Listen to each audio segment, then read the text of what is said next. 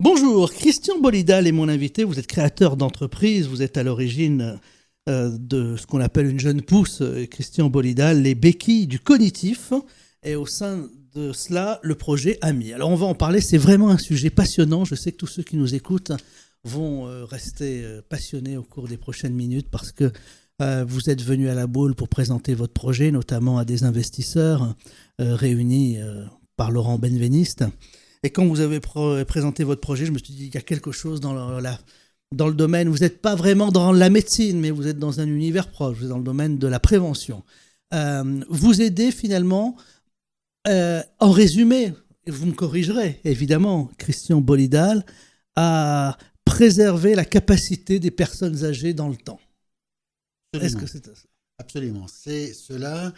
En fait, le projet AMI, c'est plusieurs projets en un.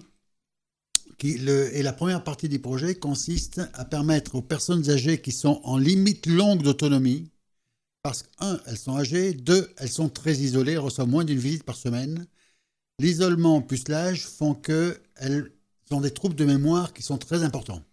Ces troubles de mémoire venant essentiellement du fait que leur horloge interne se décale, se dérègle parce que, tout simplement, ces personnes essayent en permanence de lever le doute relativement à ce dont elles se souviennent. Elles sont seules dans un environnement immuable.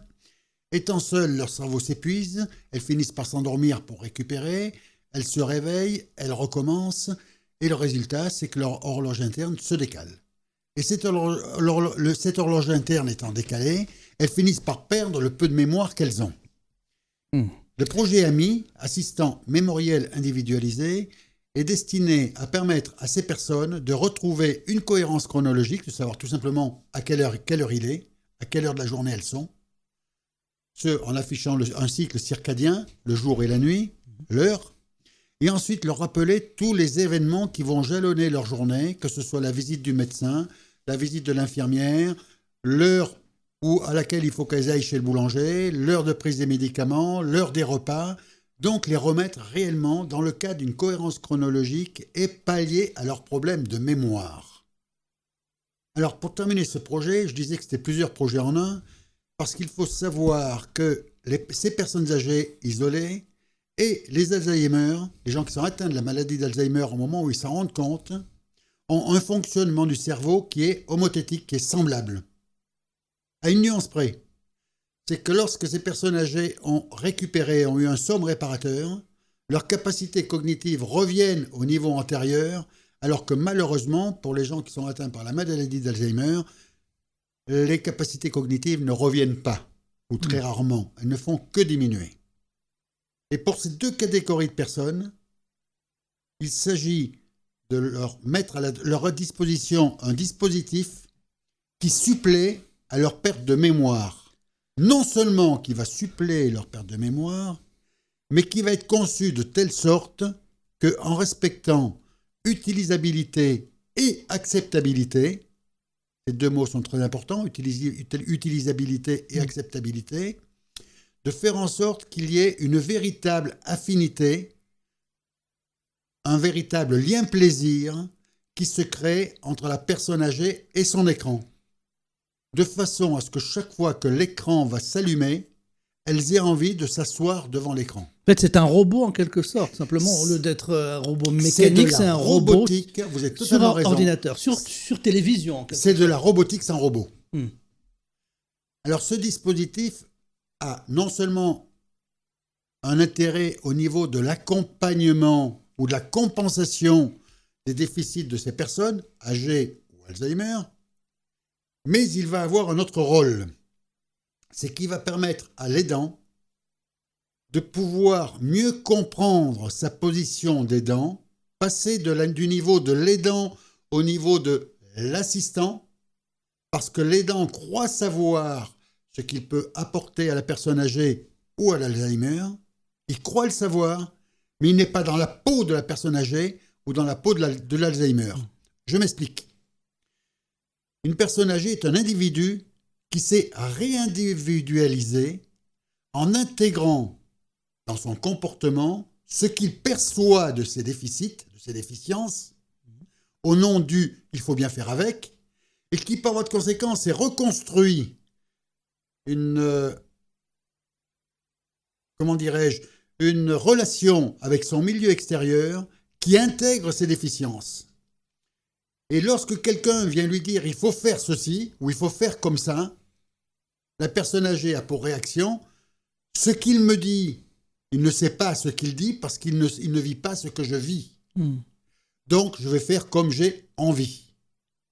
Et toute insistance de l'aidant pour apporter une aide qui n'est pas acceptée par la personne âgée confine à la maltraitance.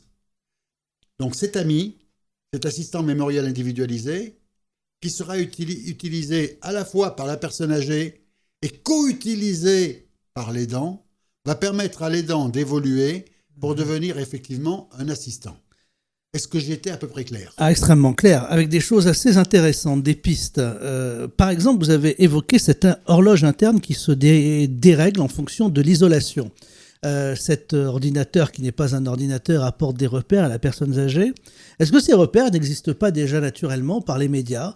Quand la personne âgée met sa radio à 8h du matin, la personne dit « Bonjour, il est 8h ».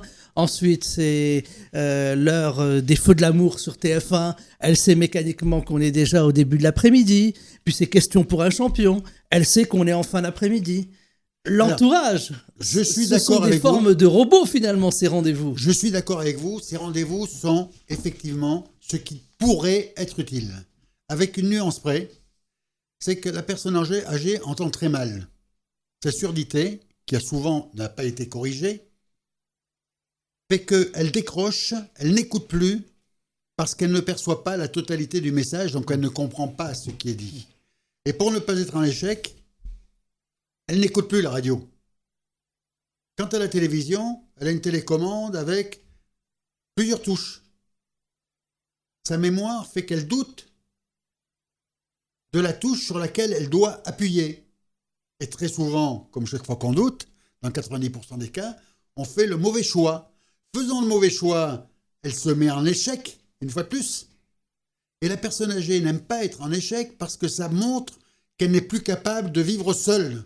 Et elle donc ne veut elle pas peut le faire montrer. rejeter la télécommande de la télévision et couper la télévision. Alors cette horloge interne qui se dérègle, c'est aussi important, vous dites, c'est le fruit de l'isolation. Pourtant, des personnes qui n'ont pas été dans les recherches au niveau où vous avez été... Isolement. Oui, c'est ça. L'isolement, voilà. L'horloge interne se dérègle en fonction de l'isolement. C'est ce que je voulais dire. Absolument. Oui, pas l'isolation. Ça, c'est autre chose. Non, mais ce que je voulais vous dire, c'est que ceux qui n'ont pas été dans les recherches au niveau où vous avez été ont tendance à penser que l'horloge interne est quelque chose de naturel. Écoutez, et que finalement, même si on les mettait dans une grotte, l'horloge interne ferait qu'on se réveillerait le matin et on se coucherait le soir. Vous dites non, que les études ont montré que c'est pas le cas. Ce qui a été constaté par chaque fois par les quelques spéléologues qui sont restés dans des grottes pendant 30 jours jusqu'à 6 mois, on a montré qu'il y avait un décalage et que la journée n'était plus de 24 heures, mais de 26 heures, 27 heures ou 28 heures.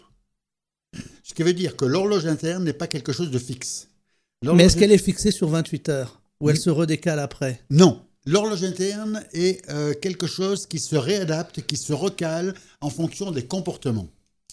Pour ceux qui vivent de nuit, par exemple, ils ont faim la nuit, ils n'ont pas faim le jour.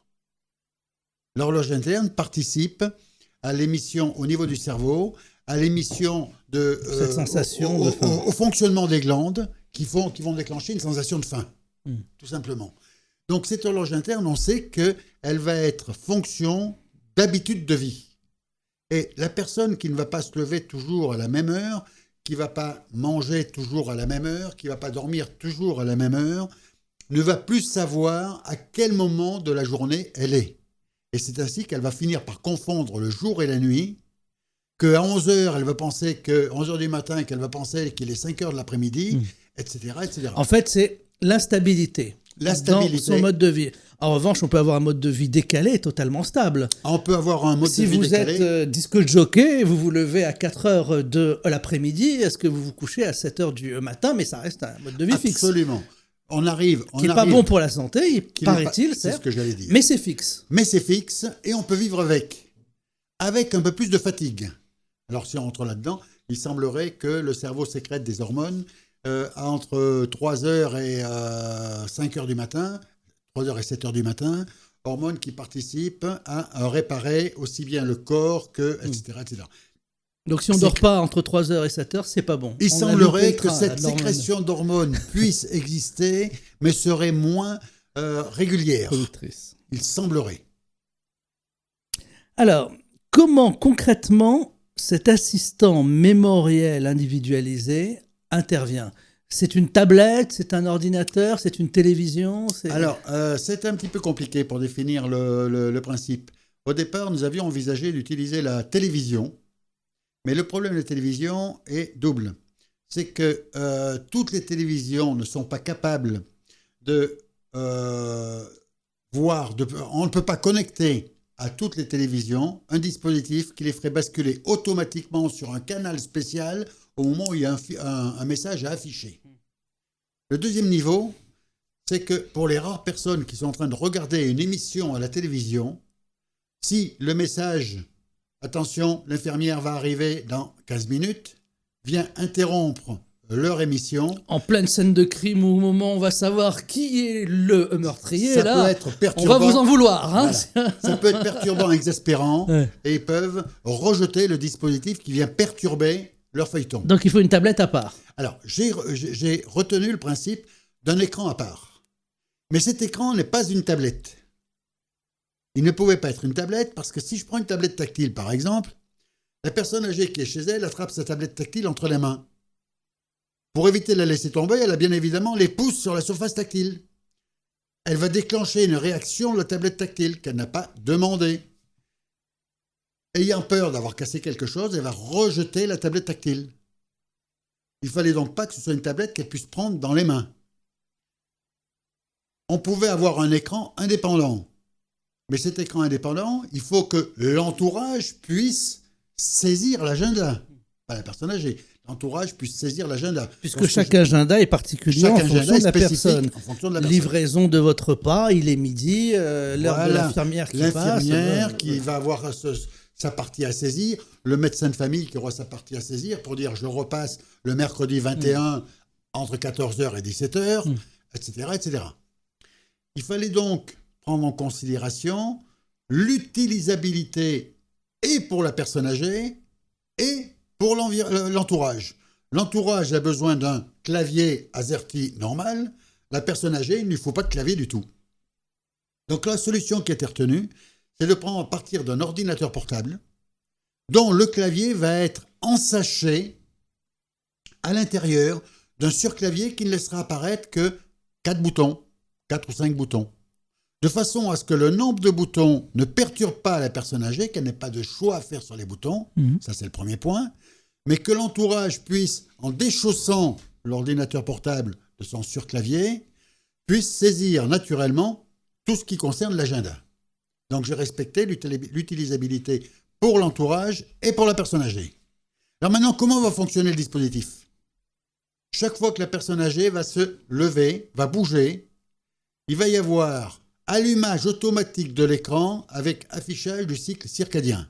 Le cycle circadien, c'est-à-dire une couleur bleu pâle avec le soleil positionné au milieu de l'écran qui montrera à quel moment de la journée on est avec l'heure affichée. Peu importe l'heure à laquelle se lèvera la personne. Ça, pour si la elle journée, décide de faire une grasse matinée, par exemple... Dès qu'elle va bouger, l'écran dans la journée va s'afficher en bleu pâle avec donc la il y a une position reconnaissance du soleil. finalement de la forme humaine, quoi, c'est ça, une détection détecteur de mouvement. de mouvement. Oui, c'est ça.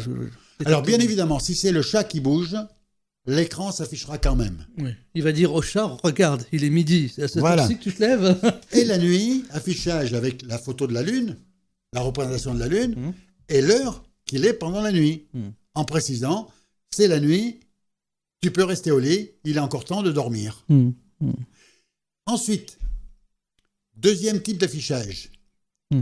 Au moment où ça va être l'heure d'arrivée de l'infirmière, automatiquement sur l'écran va s'afficher « Marie, l'infirmière va arriver ».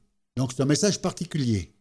Et à ce moment-là, Marie doit être devant l'écran. Si elle vient s'asseoir devant l'écran, il va y avoir un détecteur de proximité qui va permettre à Marie de lire la totalité du message.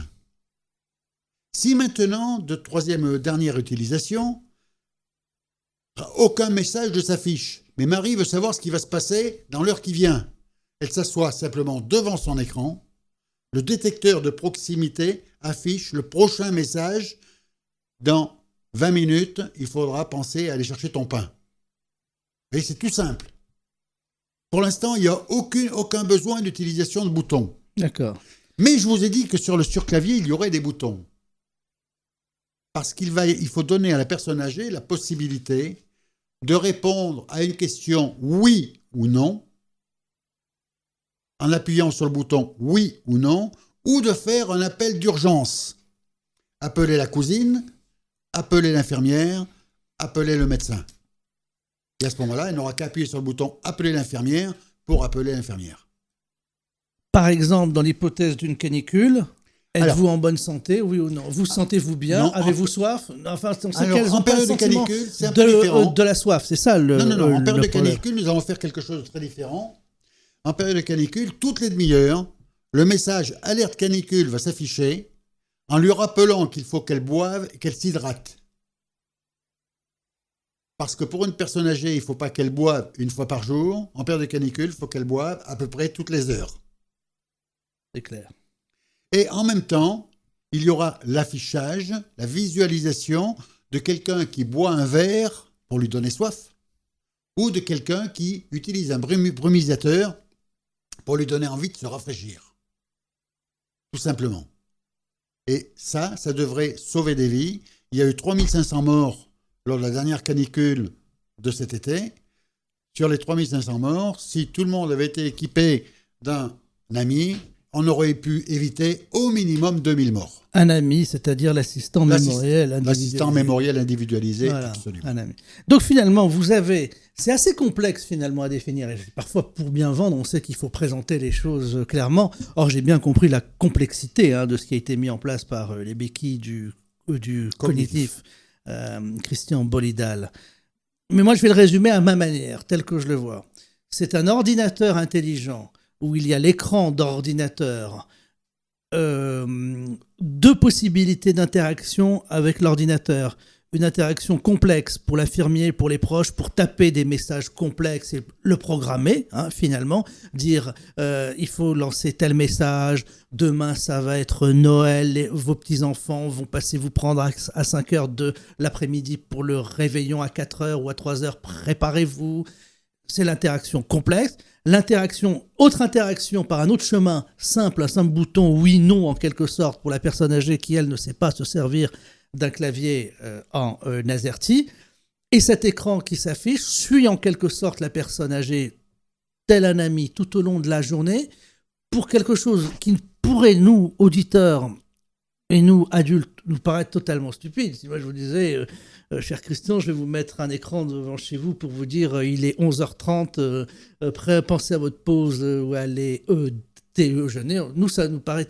Mais toutes les études ont montré que c'était important pour éviter le dérèglement de l'horloge interne. Voilà. En gros, est-ce que j'ai résumé Vous avez excellemment bien résumé. Merci. Juste une petite précision près. Vous dites que pour nous, qui sommes normaux, on n'a pas besoin de ça. Et pourtant... Qui sommes on va dire, on n'est pas... Nous avons tous notre iPhone, oui. Notre iPhone, ne parlons pas de marque. Ou notre smartphone. Téléphone, notre smartphone, voilà, c'est ce que je voulais dire, sur lequel nous avons un agenda avec des alarmes pour nous rappeler que nous avons un rendez-vous qui va arriver ou un anniversaire qui va arriver. On a donc nous-mêmes besoin d'utiliser des aides-mémoires. Oui, mais on est de la génération, nous, on a connu le mais truc si on en a papier, besoin d'aides-mémoires... où ça n'existait pas. Certes, mais le papier, encore faut-il le lire pour qu'il soit utile. Alors que l'avantage du téléphone, du smartphone, qui se met à sonner, on n'a pas besoin de lire le papier pour se rappeler, pour que le smartphone nous rappelle qu'il y a un événement de prévu... Aujourd'hui ou dans l'heure qui vient. Dans l'heure qui vient. Bien, la personne âgée, ça va être la même chose, sauf qu'elle en a encore plus besoin que nous, parce que sa mémoire est encore plus volatile. Et chaque fois qu'on lui rappellera quelque chose, ça participera à créer le repère qui va aider son horloge interne à se recaler. Vous en êtes où dans la mise en place de... Alors, en fait, il y a tout un processus informatique, finalement, de création de logiciels, c'est-à-dire de software. Il y a aussi un processus d'industrialisation du hardware, parce que ce n'est pas un ordinateur portable comme les autres. Hein. Il faut le couper en 2 ou en 3. Voilà, donc c'est une industrialisation, c'est quelque chose d'assez lourd à mettre en place. Où est-ce que vous en êtes ? Alors tout ce qu'on appelle les prototypes ou les POC, les preuves de concept, ça fonctionne, tout ça. Fonctionne. C'est le plus important, oui. Tout est en place depuis fin mars. J'ai également, pour la mise en place de ce système, passé le concours de la bourse French Tech, où j'ai été lauréat de la bourse French Tech au titre de personne physique en début septembre 2014. Donc début septembre 2014, lauréat de la bourse French Tech. Ensuite, développement du POC. Le POC était prêt fin mars 2015. Le dernier... le POC. La preuve de concept, le prototype, si vous voulez. Voilà, c'est ça. Était prêt fin mars 2015. Et normalement, aurait dû commencer la phase de pré-industrialisation. Il s'avère qu'en fait, j'ai développé tout ceci seul, sans équipe, et que j'avais prévu obtenir de mes banques un concours financier, sachant que le statut de lauréat de la bourse French Tech permet à la BPI de bénéficier d'un concours de la BPI, d'une garantie de la BPI à hauteur de 80%. Donc j'aurais dû avoir... La Banque publique d'investissement. La Banque publique d'investissement. Je n'aurais dû avoir aucun problème pour obtenir mes financements. Il s'est avéré que, ayant 66 ans, je suis né en 48, je suis apparu sur les ordinateurs des banques en tant qu'assurable senior, donc non assurable, pour un financement qui était demandé par un individu seul. Donc depuis fin mars, je me bats pour trouver la possibilité de recruter une équipe interne qui me permettra de poursuivre l'aventure en m'appuyant sur les financements bancaires qui me sont autorisés par mon statut de lauréat de la bourse French Tech. Donc c'est une lauréat de la bourse French Tech, Christian Bolidal. Donc ça passerait par une levée de fonds, hein, évidemment. Ça passerait par une levée de fonds. Avec quel besoin vous avez Alors actuellement, si je trouvais 300 000 euros, ce serait absolument idéal. C'est une petite somme. Hein, ce qui est une toute petite somme. Parce que pour lancer quand on voit que le niveau moyen d'une levée de fonds aujourd'hui, c'est du 2 à 3 millions d'euros. Hein. C'est exactement ce qu'il faudrait pour lancer un tel projet ex nihilo. Actuellement, il faudrait trouver entre 4 et 6 millions d'euros. Pour reprendre cette fois-ci, avec 6 millions, c'est l'industrialisation. Le processus de commercialisation, d'industrialisation, c'est via les médecins, via les infirmiers. Alors, le processus de commercialisation, j'ai plusieurs, parce que comme c'est un projet qui est extrêmement complexe, dans la mesure où 30 à 60% de ces personnes âgées isolées, si elles sont isolées, c'est parce qu'elles n'ont pas la capacité de faire un thé tous les jours pour inviter leurs voisins. Et donc, il n'y aura pas quelqu'un pour les signaler en tant qu'isolés. C'est aussi la problématique qui peut se poser. Absolument. Alors, ce sont donc des personnes qui ont peu de moyens financiers et je dirais même qui sont exsangues, financièrement parlant. Donc, mettre à leur disposition un tel dispositif demande à leur trouver des financements extérieurs. Pour trouver ces financements extérieurs, j'ai inventé un nouveau modèle économique qui est composé d'une association, la 1901, qui est actionnaire d'une SAS. L'association ayant 2 rôles. Collecter des fonds auprès de donateurs qui vont, entre guillemets, adopter un vieux, c'est-à-dire aider un vieux à s'équiper du dispositif AMI. Ça coûte combien ? Je pense pouvoir arriver à moins de 50 euros par mois. Sachant que ce dispositif AMI va pouvoir réintégrer les 20 euros qui sont dépensés à l'heure actuelle pour de la télésurveillance qui, 9 fois sur 10, n'est pas très efficace. Le différentiel pour apporter le confort total à cette personne âgée devrait être à peu près de 30 euros. D'accord, très bien. C'est à peu près ce que... Et puis, il y a votre portable qui sonne. On vous écoute, voilà. Donc, on a compris. Donc, 50 euros à peu près par mois, c'est ça. Donc, c'est ce que ça coûte. Vous avez un site internet Il y a un site internet qui s'appelle lesbequillesducognitif.fr.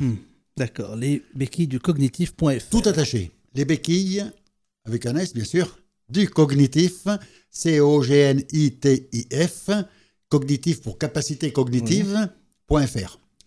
Merci encore, Christian Bolidal, d'être venu nous parler de cette aventure Mais je vous en prie, c'est moi qui vous merveilleuse. remercie. On a appris beaucoup de choses. C'est moi qui vous remercie d'avoir été intéressé par ce projet. Merci, on vous souhaite plein de bonnes choses, plein de bons développements, des levées de fonds, voilà, et beaucoup de succès pour les béquilles du cognitif. Merci, Christian Bolidal. Merci.